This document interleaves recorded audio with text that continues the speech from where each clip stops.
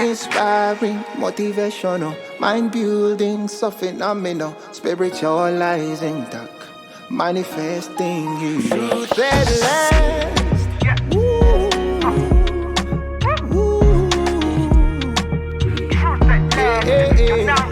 Truth at last.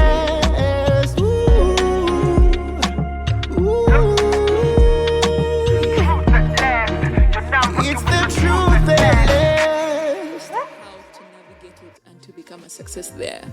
If in Uganda I prayed to God and He gave it to me, in the US I was praying, but prayers weren't. Like when I tell you these prayers weren't working, The prayers were not moving. I even almost left my faith. I was like, God doesn't work in the US. I was like, God only Not works in for Uganda. Africans. And you know, in like school they tell you like, oh yeah, like Africans have to pray because they need to pray. Yeah. Here everyone has everything, no one needs to pray. I kind of believed it because my prayers weren't working. Only to realize that, oh no, God brought you to the promised land, into Canaan, but they're giants. Oh. So you have to become bolder, you have to become stronger, you need to understand strategy, you need to be like Joshua, a man of war. So I feel like God put me in an environment with the scholarship He gave me because we serve an intentional God was to force me to become that Joshua, that fighter. So I remember the first time we were introducing ourselves as scholars, people stood up, they were like, this is who I am, blah, blah, blah. I was like, I looked at Ugandans, I was looking out for Ugandans, like maybe Ugandans can inspire me. But I think our culture teaches us to be polite. But this is what they call false humility? False humility, Interesting. you know, or smooth, like the Buddha guys, you know, you just have to be smooth. But I realized actually in the US, you actually have to speak up for what you want. You have to advocate for yourself. And so I started doing that because of my environment. I was on pressure. Every time I was sleeping, someone in MasterCard is like, oh, I just got this opportunity. And I'm like, hey, where are you getting this opportunity? What are we doing? Now, remember in the US, the opportunities are there, but no one gives them to you. You have to look for You have to look for them. So I was asking them, where do you get this opportunity? They didn't tell us in class. They didn't tell us as a scholarship. And they're like, oh, I searched the website and I found it. And I was like, wait, what? So I have actually friends that were traveling back and forth. You see them here and there. I'm like, dang, you have a lot of money. They give us this much stipend. How do you travel? They were like, no, my department pays for it. Wow. Because I do this for the school, but then I get time to travel, like enjoy it. And I was like, oh, so like now I was in pressure. I was like, Hollywood will come later. I even need the money to fly there anyways, the ticket. So I started doing signing up for clubs. I signed up for something called One Health Club. I did a One Health challenge. It was just a challenge. They put it on the websites in school. You have to look for it. But then I won and actually came to Canada for the first time in my first year of uni. Through the challenge. I won it. It's actually there on Google. Like I won and the trip was paid for. Wow. So I came to Canada on MSU money, Michigan State University money, not even MasterCard. Wow. Because I won a challenge. Interesting. So first year university students, you literally can travel if you want to, but you have to be useful to the uni. Yeah. Right? Yeah. I do have American friends. So I actually realized because we were in the scholarship or go-getters, we actually ended up being more successful than the Americans. Wow. Because the Americans weren't looking for the opportunities. Because you guys knew what had brought you there.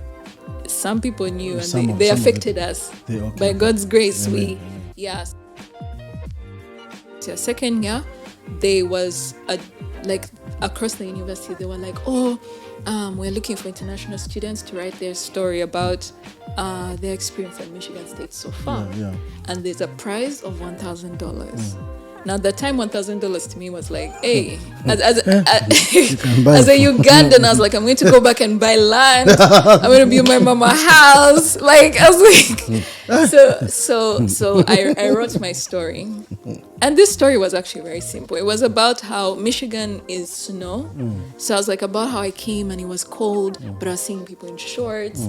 That was my story. And the title was To Be a Spartan. That's our mascot. To be empowered. Next thing I know, I get an email that I won first place. Wow. And I was like, wait, what? I found this random thing. All I wanted was the $1,000. You wanted to go Honestly, and buy land, MSC, right? if you're listening, yes, all I wanted was the $1,000. But it turned into a big thing because they said, oh, come to the International Student Center. We want to honor you and you read your essay. Wow. This is me thinking I'm going to go and just read my essay to a couple of people because who cares? I go, there were cameras. There was like a room of people waiting to hear my... I was like... I thought actually that when you make it, when you're successful and like you fill rooms, it's because they know who you are. But my story alone filled the room. And here I was reading my story, like I was so nervous. People from different backgrounds, Caucasians, people from China, India, everywhere. Like college is a very diverse place. And my two friends that I invited, I was like, how did this... It was literally just an opportunity I saw. And this is second year, so this is sophomore year. We are still kind of lost. The US is still kind of new. But just the website, scrolling through the websites, talking to professors after their opportunities. So that's second year. Third year comes, I decided to apply to be my scholarship's head of council. So in our scholarship, every year there's someone who leads. Who is in the scholarship? Like Yeah. out of the group that came? Yeah, our student body. Yeah. So we are the cohort that came, but there were cohorts before. So like in second year there were some. Yeah. So I became the leader. Yeah. No one wanted that position. So what do like when you become a leader? What do you do? Basically, it's for mostly the scholarship. So Okay. it's like, okay, if we have events, are we organizing them? We had something called LAD, which is Leadership Academy for African Development. What I forgot to say is that MasterCard Foundation Scholarship it was a scholarship that identifies the next generation of African leaders, Interesting. which is, in fact, a very interesting piece of the story because in S5, when they asked me to be a head girl, I refused. So God was trying to like prepare me.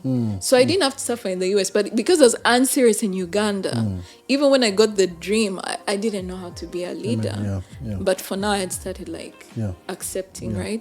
So I became the scholarship leader, but no one wanted it because people on scholarship at this point They don't have time. they're American now.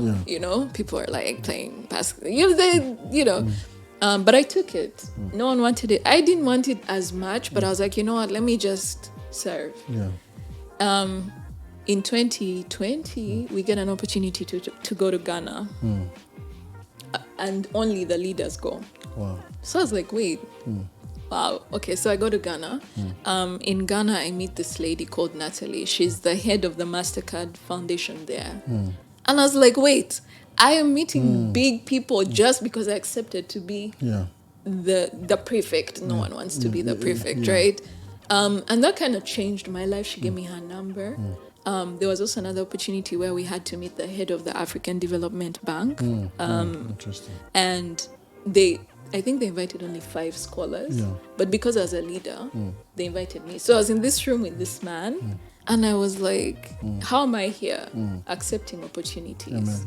Those that no one wants, just take them. Just take them. Because yes, we are young today, but tomorrow, we don't want to be the like old broke people. Amen. You know the saying that like, I think I come from a poor background, stops at 30.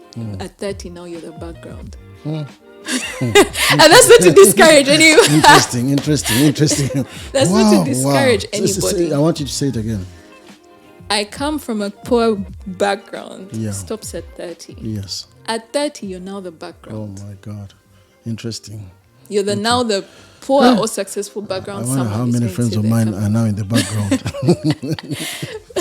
No, but that's not to discourage. It's to say, Yeah. even if you're young, do not despise any opportunity because at some point you're going to become the background. Man. You're going to need to call somebody. Yeah. Right now, I can call that lady in Ghana. If my little cousin was stranded and she needed a job. Yeah. Why? Because when I was in university, I accepted something no one wanted. Amen. I had like people who ran with me, so we had to do a campaign. But the scholars, no one wanted that stress. So anyway, that's third year. All this time I haven't got a job. So did you work when you were in school? Yes. So we had like a part-time job or anything like that? which is also an important thing. Thank you for bringing up. In Mastercard, we get stipends. We get money to live by, so we don't need to work. That's good. But My parents should have told me to apply for a scholarship. But again, because I was around, I mean, we all need more money. There's never enough money. But still, because I was around people who are go-getters, they still worked. And in the work you do, you don't just have to work at Starbucks. You can work for Professor. You can work, my cousin right now, she's at UBC here. She works, I think, I don't know exactly what the full thing is, but she works in the business center of her school. And that gives you connections, right? Because at some point, if you're thinking of grad school or even for a job, you're going to need someone to talk about what you're doing. So if you're not working, let's start there, because there's a lot of people come to the US, to Canada, and they just don't work. They're like me, especially the ones whose parents can afford it. They're like, I'm just not going to work, whatever, blah, blah, blah. At some point, though, when you want to now get a job or grad school, no one's going to speak to what you can do. Or there's some people who come to the US and Canada and they only work for Starbucks. There's no problem. But when you go to grad school, yes, Starbucks can speak to you, but how much more powerful if you work for your professor? These professors have opportunities. They need help in the labs, business centers. So if you have like a career center at school or any of these places, they need student workers. Are you volunteering to work there? Because when you work there, these are universities, they're very well connected. They can connect you to wherever you want to go in the industry or to grad school. So it's important to, I think something also I want you to sort of emphasize, because I know when many of us move to this nation, our mind is only, even students, now it has changed, because when I was in school, it was different. But every student right now is about making money. No one cares about being a volunteer. No one cares about maybe internships and all those stuff, positioning themselves. Everyone is just doing whatever job they can do, so long as it gives them money. When they finish school, when they get out, that's when they begin to figure out, now where do I go? So I want you to sort of emphasize on the power of being a volunteer. So I would never have got to Mastercard if I wasn't doing things for free. Interesting. So before we even get to Michigan, before we even get to Mild May, before we even get to the American Center, I was at Lancet. So that moment I talked about where I failed, they told me to go to Lancet Laboratories and I wasn't getting paid, but I had to go every morning. My mom, we didn't have a car, so I had to get a border. That money had come from somewhere. I wasn't getting paid. There was lunch to be eaten. I wasn't getting paid. But I went every day. To the point where even when I was being transferred to Mild May, the leader, the head of Lancet, Dr. Robert Lukande, wrote me a letter saying, she's a good fit for you. Why? Because I was doing a great job, but I wasn't getting paid. Yes, Mild May. So there's a price. There's a price. I think what I believe is, even in the Bible it says it, if you want to be the greatest, then make yourself the least. How to make yourself the least is to serve. To serve. If you want to, whatever it is you want, it's going to come from you giving for free. And for free doesn't mean like, just go to a random job, knock on the door and just work for free. What it means is, wherever you are right now, I'm sure there's someone that needs help. Even if you're at home, your parents need help. If you're at school on campus, I'm sure the student body there's someone who needs help.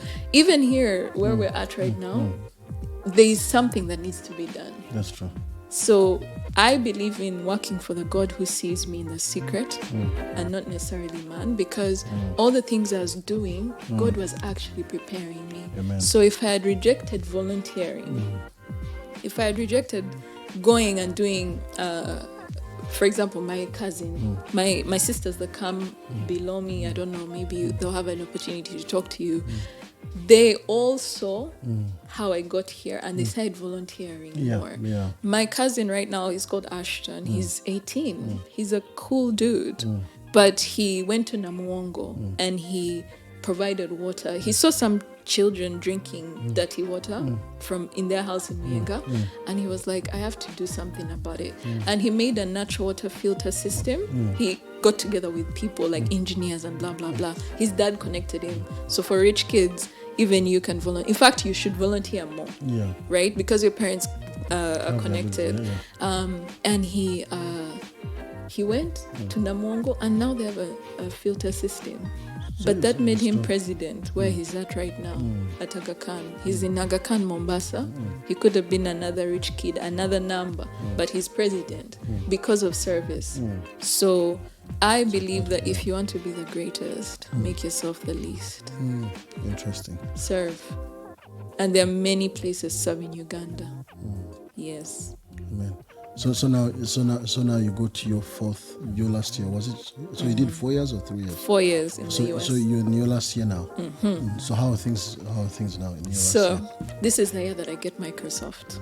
Now, my scholarship cohort is full of go-getters, like I said. So by third year, they had jobs, most of them. Wow. Or they had applied to grad school.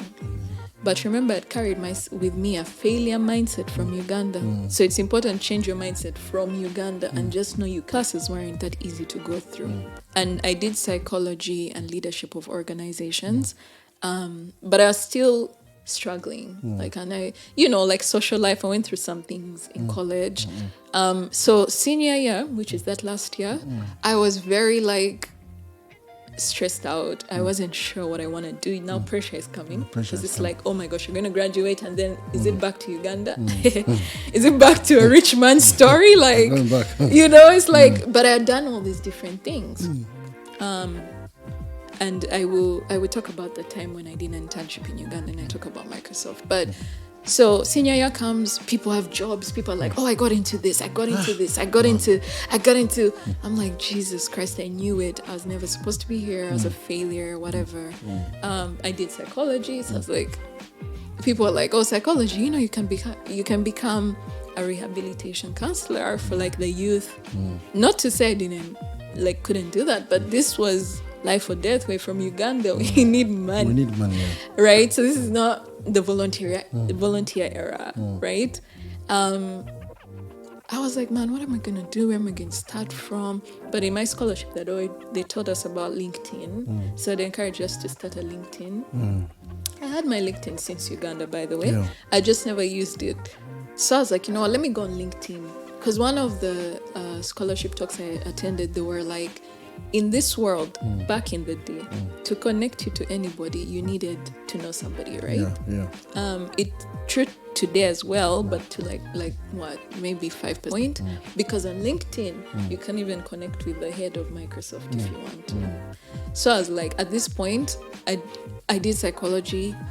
I'm in uni, but I don't really know anyone who knows anyone at Microsoft, unless you're in the engineering department. I didn't do engineering, so I don't know those professors. I said, let me go on LinkedIn. So I go on LinkedIn, I'm searching for people who have exactly my background. So I did psychology, which is a social science, and I wanted to get into tech. So I started putting filters. I'm like, okay, let me check people at Google, whatever. So this lady comes up at Google. I think she studied humanities or psychology and humanities. She was a manager at Google. I say, you know what, Audacity, it's okay, right? I said, let me have this Audacity. So I message her on LinkedIn, and I'm like, hey, we have a similar background, social sciences, you're in a managerial position to leadership. I want to be a leader at a tech company. How did you get there? Let me know. But I'd been talking to other people. So I'd been trying here and there. People, there's a gentleman called Hassan Kamara. I remember these people. I think at the time he was at JP Morgan Chase. So I was shooting up. I didn't limit myself. I was like, I'm going to go on LinkedIn. You were looking for the big organizations. Yes, because that's what I want. So whatever you want, if it's medical, whatever, it's on LinkedIn. So I go, he looked through my resume. He's like, I can help you. But it wasn't really getting anywhere. And I remember one of my friends, I was telling him I talked to this person on LinkedIn. And he was like, but at this point, we need interviews. Talking to people is fine, but We we need interviews. I was like, oh my gosh. Wow. This is senior year. So I started networking in October of 2020. And you're finishing the next year. I was finishing in May 2021. I needed a job. I network. Hey, December comes. I'm like, Jesus Christ. Nothing's cool. Yeah. I'm like, psychology in the US. Like, I'm going to be kicked out of this country. But then, so Michelle, she's called Michelle Levin. I had messaged her once. I went back and I was like, hello, maybe this fell into the cracks. I'm just sending a follow-up. I'd like to talk to you. Nothing. 3 weeks. I said, you know what, but because all the people I was looking at, they didn't have that same exact background. And I really wanted to talk to her because I guess she'd understand. And after 3 weeks, I said, you know what, this time let me break down what I need. So I broke it down. I was like, 1, this is my first question. I want to know how you got from social sciences to here. 2, if what was your first job? 3, and I sent. Literally, when I sent that one, she responded. She said, yeah, I'll have the 15-minute call. We got on Zoom. She told me, the first thing she told me, I actually don't talk to people unless I know they're serious. Wow. And you reaching back out those times and breaking down things showed me that you're serious, you're worth my time. So please, I think people need to take that. Because many of us who are students, many students, we spend most of our time on Snapchat, Instagram, Facebook. But the people that we're looking for are not on Snapchat. They're not on Facebook. They're not on IG. So I want you to listen very carefully. This is interesting, yeah. And to that, I'll say we spend a lot of time in our present. We don't think enough about our future. And yet the future is sure to come. Yes. Wow. So Michelle told me that's how I picked you. But this one person, my younger sisters will attest because she has helped them too, connected me to everybody. Because in as much as I only saw that she did social science in undergrad, I hadn't seen that she did an MBA. So that MBA connected her to almost all the people in these big companies. So now she's connecting me. What do you want? She's asking me, what do you want? That's a very, very important question to know. For these people, if you can't answer the question, then you don't know what their time. They don't have time. Someone has given you 15 minutes of their time. How do you use it? Yeah, and it's not pride. They're just scared. Also, they have anxiety. They have things to do. You know when you have commitments. If I ask you what you want and you don't know, even you're putting pressure on me now to know. So that's where they're coming from. So she asked me, what do you want? I said, tech. She said, which one? I said, Salesforce. That's where I wanted to go. She connected me to like 3 of her friends there. Until I saw the job at Microsoft. She was like, oh, Microsoft? My MBA class, these were my cohort. So she connected me to her cohorts. Every person I talked to that she connected me to, the first question they asked me, how did you know Michelle? They're wondering how a young girl, African, black, knows this powerful woman. And I was like, oh yeah, we met on LinkedIn, blah, blah, blah. And they were always shocked. So it's like Drake, Rihanna connecting me to Drake. And then he asked me, how do you know Rihanna? Yeah. Right? So it's like... Interesting. I was like, wow, right? So I'm talking to all these Microsoft people. They are helping me diligently because they don't want to spoil their name with Michelle. That is amazing. Yeah. So if I hadn't connected with Michelle, I would never have known these people. So Michelle helped you until when you got a job? She helped connect me to every single person at any place I wanted to be. But the other thing I want to ask you is, because sometimes people connect us, people introduce us to other people, but there's something many of us lose. Because when someone connects you, you get what you want. That's it. You don't have to talk to them. And I think that's one of the biggest problems. But now you're telling us in your story that you did not stop at that point. Even after she had connected you, you had gotten everything, you kept in touch with her. As we come from a culture where when your friend helps you and you get what you want, that's it. They are now useless. And you never know that those connections could be useful. Because someone was saying that your connections equals to your collection. The amount of connections you have can be equivalent to how much you can collect. So I think networking is number one, but also making sure that you position, because what you did was positioning. You positioned yourself in the right place, doing the right things. And when you position yourself, God begins to align certain things in your life. So now you do the interviews, so you get the interviews, and then from there? Well, it's important to go a little slower there because I wanted to add to what you said about keeping in touch. So someone isn't your network up until it's become mutual. What do I mean? Someone is a connection. Like you can connect. I connected with Michelle. But Michelle actually also needed to, she was doing so everyone who you go to for help is human. They need help somewhere. That's what you need to be looking for. Because it's not like you're going to them as if they're God. God is the only one we go to for help, and he doesn't need help. Interesting. So that being said, when she connected me to these Microsoft people, there's a lady that she connected me to. We didn't connect. It just didn't work. I went back to Michelle. I'm like, maybe I talked to her badly. She said to me, not everyone you're going to try to connect with is going to work, but that doesn't mean you stop. Because some people stop. They're like, I went on LinkedIn, no one responded. Yeah, then you stop. So many people didn't respond to me, but there are specific people. You just need one. Now, when you find that one, if you want to turn them into your network, you ask, you observe what they also need. Maybe not in the moment when they're helping you, let them help you. But after that, be like, is there anything I can do for you? Yeah, because they also need help. And that's when they become your lifelong network. So I got the job at Microsoft. You know, the way God works, I have to say this, that God gets glory, because Michelle connected me to all these people. What they do is they give you a referral and you apply under them. I was connected to them. What they helped me do is learn how to get, like how Microsoft thinks, blah, blah, blah. But when I saw the exact role I'm in, which is technical writing, I applied directly. Just directly. No referral. And God made me go through. Amen. But the network is the one that prepared me to go through the interview. Prepared you for Yeah, because after I got the interview call, I had to talk to the network. Oh my gosh, what do I do now? When it came to negotiating salary, I showed them my salary. I was like, oh my gosh, I'm so excited. Now, of course, when you're Ugandan, like that's it. Like when I saw my salary from Microsoft, I was like, at this point, Sudhir has nothing on me. I can come back to Uganda and actually, like, I can now I deserve to have conversations with Museveni. Money lender. Literally. But do you know what they told me? And it was women. They said, you can get more. Negotiate. I was like, huh? They're like, you can get more. I was like, I just graduated. Like, I'm grateful. They were like, you can ask for more. And Michelle asked me, how much more do you want? I said, I don't know.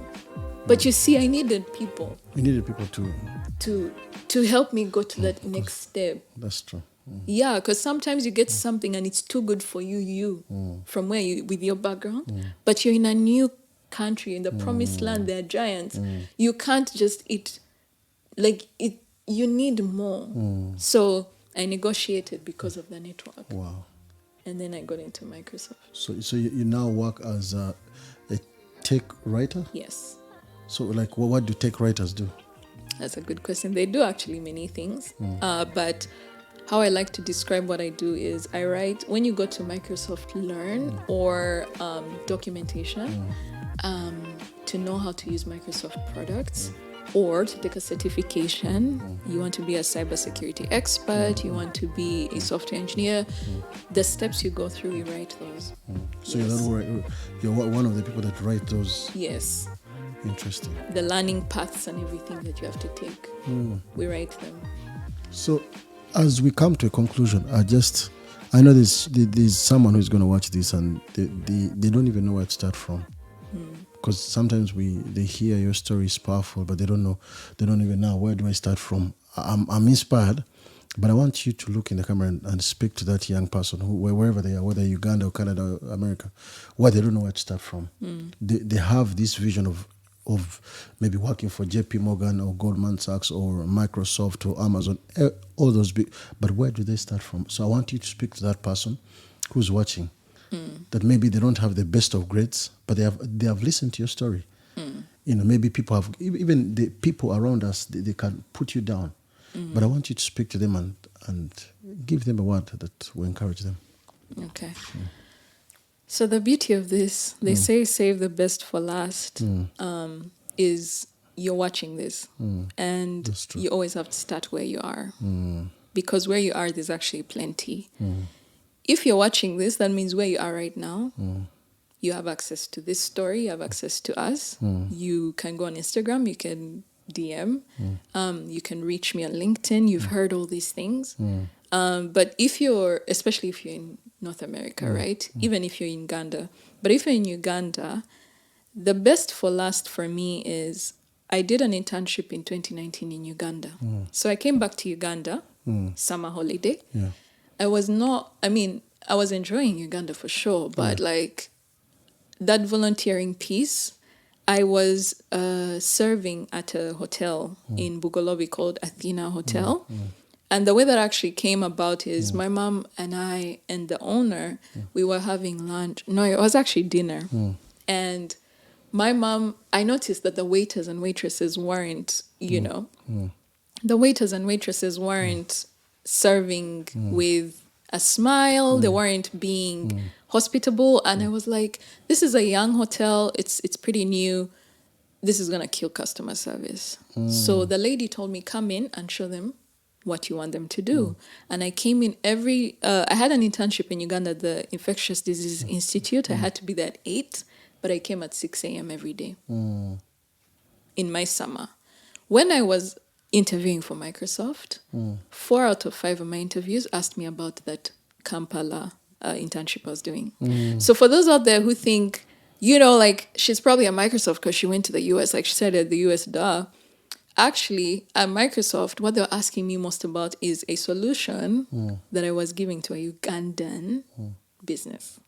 So when you're in Uganda, whether you're in Bangladesh, whether you're in, let me not talk about places that are sensitive, but even if you're in Iraq, where you are, there's plenty. The question is, are you serving? If you want to be the greatest, you make yourself the least. Amen.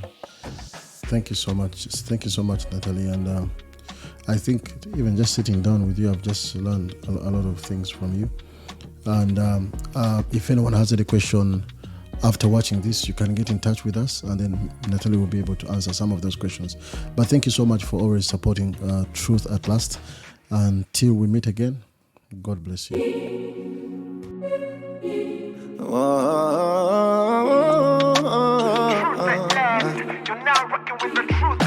Inspiring, motivational, mind building, so phenomenal, spiritualizing, manifesting you. Truth at last.